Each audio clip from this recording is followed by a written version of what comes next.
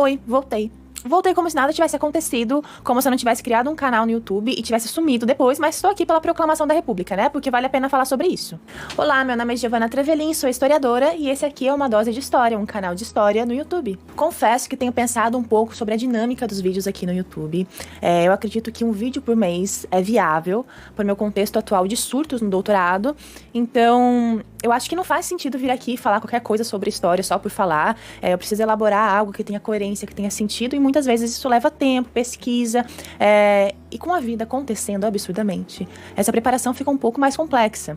Então, hoje faz sentido vir falar sobre a Proclamação da República, porque é um período de transição na história do Brasil que eu estudo, principalmente a partir da arte, e porque também eu tenho coisas para falar sobre isso. Então, vamos lá. Penso que o foco desse vídeo é que a gente consiga entender, refletir sobre as rupturas e permanências desse período. E eu digo isso porque a gente não pode achar que a Proclamação da República trouxe efeitos imediatos, mudanças imediatas para o Brasil, né?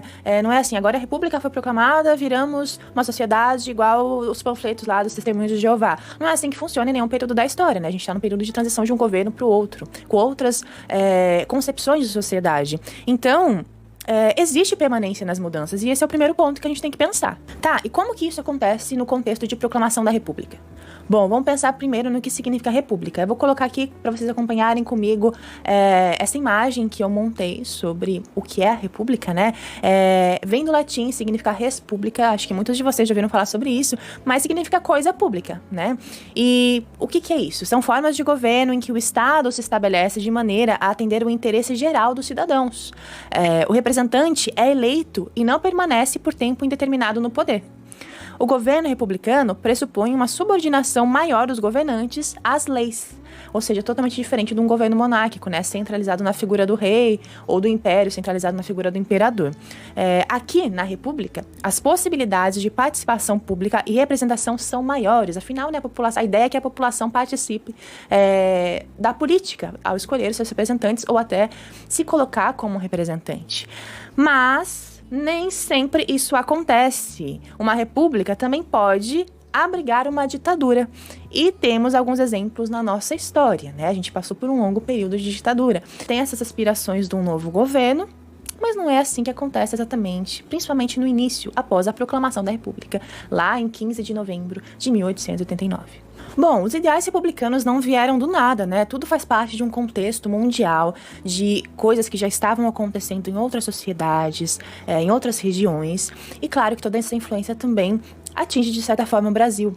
E há muito tempo, os ideais emancipacionistas já estavam, assim, presentes no território brasileiro. Durante todo o século XIX, a gente viu ali alguns embates, alguns conflitos, por conta de pessoas, de grupos de pessoas que queriam se desvincular da monarquia portuguesa com os ideais republicanos, né? Querendo, então, que o território se tornasse uma república. E foi nesse mesmo século, de todos esses embates, no século XIX, lá no final do século XIX, que a gente tem a proclamação da República com a crise do Segundo Império, né?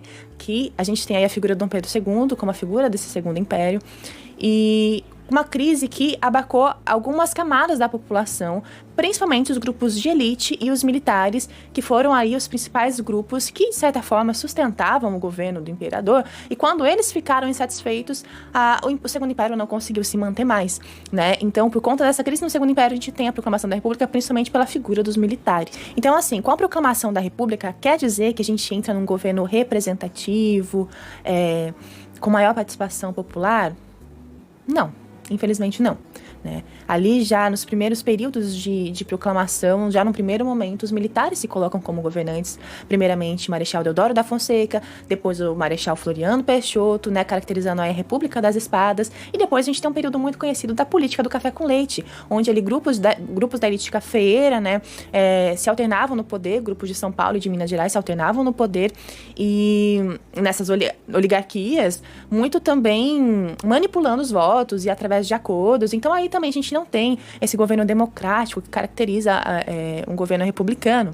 A gente tem um governo que se diz república, mas os governantes não agem dessa forma, né? A política não funciona dessa forma. O próprio voto feminino só veio lá com o governo Vargas em 1932. E atenção, aqui a gente não vai colocar Vargas como salvador das mulheres, não, tá?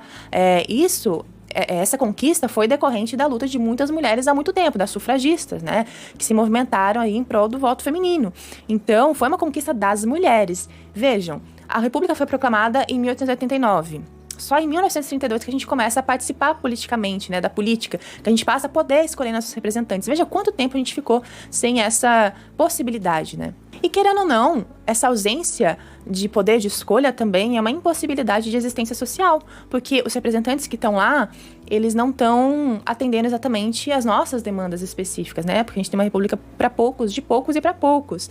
Então, tem essa característica de uma ruptura que, ao mesmo tempo, faz permanecer algumas exclusões, variadas exclusões sociais no seu tipo de governo. Enfim, tudo isso para dizer que tivemos aí um processo intenso dentro do próprio governo republicano para alcançar o que hoje a gente entende como um governo mais representativo, mais plural, né? A gente tem muito ainda a alcançar, mas também o que a gente conquistou até hoje é muito caro e é muito precioso. Então, por isso que a gente tem que valorizar muito todas essas conquistas da nossa participação política, que, de certa forma, atua aí para nos representar na sociedade. Bom, então a gente pode notar que o sistema monárquico, o sistema centralizado da monarquia lá do século XIX, que foi, em teoria, rompido com a proclamação da República, deixou várias heranças pra gente, né? Várias permanências. E a gente ainda tinha, nessa transição de governo, um governo para poucos, que pouco atendia a maior parte da população.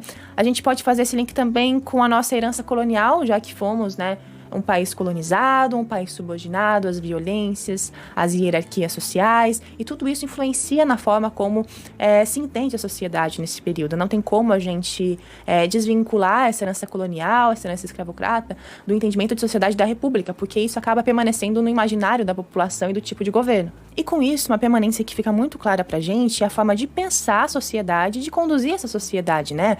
Vamos entender, por exemplo, a partir da abolição da escravidão, que lá de 1888. A gente tem a abolição da escravidão. As pessoas que antes eram escravizadas agora estão libertas, mas o que acontece com elas? Né? Não foi feita nenhuma política pública para atender essa população que era escravizada e agora está liberta num contexto, uma sociedade que era colonial, ainda com características coloniais, com estruturas coloniais, uma sociedade totalmente hierarquizada, com classes sociais dominantes comandando, né, todo aquele território. A gente tem uma sociedade totalmente racista e a gente tem a abolição da escravidão que liberta essas pessoas antes escravizadas, mas nada faz para atender às demandas sociais que essa parte da população começa a ter. Então, assim, esse é um resquício muito grande dessa herança que eu disse, né, ser colonial, ser ainda do império, e que não vai ser tratada da melhor forma no contexto republicano, muito pelo contrário. E pensando assim, tendo essa referência de que nada foi feito para atender essa população antes escravizada, agora marginalizada, a gente tem um governo republicano que representa todos? Não temos. Vocês acham que ex-escravizados poderiam votar ou serem representantes políticos nesse contexto? Era bem aceito pelo imaginário ainda colonial, ainda hierarquizado, que vem lá do império? Não. Então, essa república não representa todos. E, aliás, até hoje a gente está aqui lutando para que isso aconteça, né, em 2024. Então, essa permanência nos modos de pensar a sociedade vão afetar diretamente o novo sistema de governo. Uma outra coisa bem interessante que eu penso muito, até por fazer parte do meu tema de pesquisa no doutorado, é que o ano de 1922, aí teve a Semana da Arte Moderna, né, que eu acho que vocês conhecem, que foi essa semana responsável por pensar outros parâmetros artísticos a partir do Brasil, mas nesse ano a gente também teve várias comemorações por conta do centenário da independência do Brasil. E aí é que tá a curiosidade mais interessante para mim. Bom, se você tá acompanhando aqui os vídeos do canal, os poucos vídeos aqui do canal, você viu os vídeos da independência que eu fiz, né? O das independências. Se não viu, volta lá e dá uma olhadinha no que eu falo rapidinho, para você entender melhor o que eu vou trazer agora. A gente teve uma independência muito específica lá em 1822, que foi o seguinte: fomos declarados um território independente por um monarca português, né? Então, assim, a gente se torna um território independente. Não viramos uma república, como era comum. Viramos um império comandado por um monarca, né? Então, assim, quando a gente tem, lá em 1922, um governo republicano que comemora 100 anos da independência do Brasil, que foi feita, né? Foi feita, assim, pela nossa memória histórica, por um monarca português, isso é muito contraditório. Porque, lembrem, a proclamação da República, ela vem para romper com os ideais e com o sistema de governo do Império, que querendo ou não era o Império Português ainda, né? Porque era um monarca de descendência portuguesa que colonizou o nosso território. Então, lá em 1922, com o centenário da independência, os republicanos que negaram aquele tipo de governo e que romperam com aquele tipo de governo, estão comemorando a independência a partir da imagem do Dom Pedro. Veja, isso pra mim, assim, é extremamente curioso, né? Mas a gente tem aqui um novo sistema de governo que seria mais democrático, mas que ainda tá pensando nas suas construções identitárias, pensando em um império, como uma visualidade desse momento identitário, desse momento nacional que vem com a República. Então, ali em 1922, quando a gente tem, ao mesmo tempo, uma reivindicação de uma cultura, de uma arte brasileira que vem a partir do Brasil, a gente tem também a construção de uma identidade nacional, uma construção visual da identidade nacional baseada no Império, né? E a gente tem, a partir disso também, nessa questão de querer entender quem a gente é, sem aquele país colonizador, sem a interferência de um governo centralizador da monarquia ou do império, a necessidade de se reconhecer enquanto brasileiros. E isso é muito interessante, porque nesse movimento eles acabam indo lá para o passado histórico do império para pegar essa referência para se construir a identidade na República. É claro que nesse momento também a gente vai ter um rompimento a partir da arte, com obras que retratam, então, a proclamação da República, principalmente na figura do Deodoro da Fonseca. A gente vai ter também a construção de novos símbolos nacionais e obras que registram isso, como a nova bandeira do Brasil, né, que tira a bandeira imperial e coloca a bandeira que a gente tem hoje, né, a nossa bandeira nacional, para construir símbolos nacionais para esse novo momento.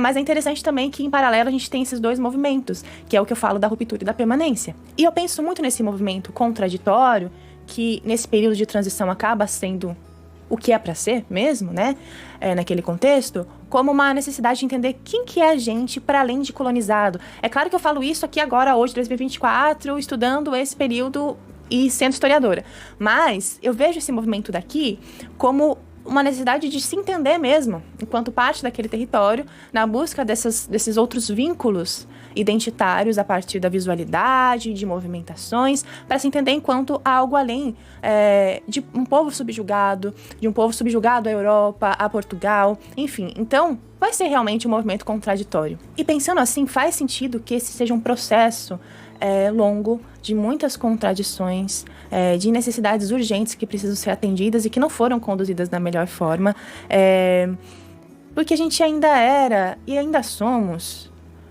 um governo de poucas pessoas, governado para poucas pessoas, né? Um governo de grupos muito privilegiados, que priorizam grupos muito privilegiados, né? Excluem grande parte da sociedade. Por isso que eu digo que não foi conduzido da melhor forma, por conta da permanência desses pensamentos ainda hierarquizantes, que foi construído durante a nossa história. Enfim, eu coloco isso para a gente pensar um pouco nessa construção da nossa república, que tem bases muito fortes na construção da nossa história desde lá do período colonial. Bom, por enquanto é isso, gente. Hoje eu quis trazer um pouquinho desse rompimento que não foi tão rompimento assim. Não foi aquele conto idealizado que a gente vê nas pinturas e que marca a necessidade de um feriado nacional. Não foi nada disso, tá? E ter a consciência disso é importante. E assim, muita atenção aqui. Não estou dizendo que não foi importante romper com a monarquia. De extrema importância, necessário, eu diria. Mas eu digo que isso não foi um conto de fadas depois, né? Não nos tornamos o que em grande parte somos hoje de uma forma positiva desde a proclamação da República. Isso tudo foi acontecendo com o tempo e com muita luta social, principalmente. Se você gostou desse vídeo, não esquece de dar o joinha aqui embaixo, mandar pras amizades, né, compartilhar. E se você gosta de conteúdo desse tipo, de aprender a história de um jeito não tão tradicional assim, se inscreva no canal também, né? Se você tiver algum comentário sobre o assunto, deixa aqui embaixo pra gente conversar, tá bom? Então é isso, um beijo e até a próxima!